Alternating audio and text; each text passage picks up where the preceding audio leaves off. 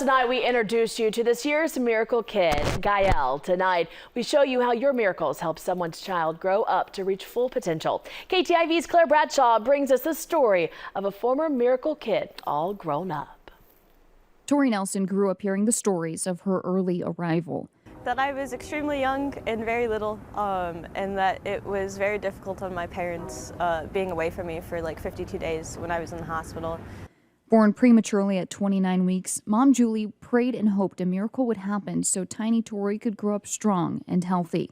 So 11 weeks early, she weighed 2.5 pounds and she ended up spending 56 days in the hospital. So I ended up going back to work 2 weeks after I had her because I wanted to have time when she came home. So I was trying to go to work, plus, grieve for my father, plus have this preterm baby. And so, yeah, we were so blessed to be able to go to St. Luke's to have her. A year before that, they said I would have had to been to Omaha. And I can't even imagine the added stress. So nearly 5 years later, Tori would have a chance to return the favor for kids just like her, campaigning as a CMN Miracle Kid.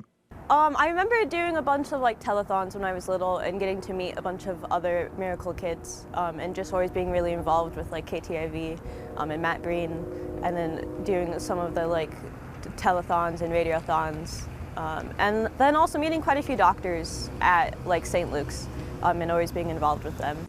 She would grow up to raise money for CMN in high school and attend a NICU reunion.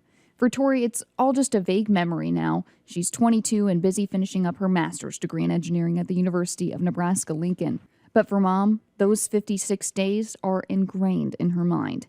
It was really hard. I started to cry on the trip home knowing that I had to leave her at the hospital. That's why they still advocate for Children's Miracle Network. Never even thought preterm labor. It wasn't even on my radar. And it was you don't know when it's going to be your loved one, your sister, your family member. So we need people to realize that it still happens and miracles are still being, born.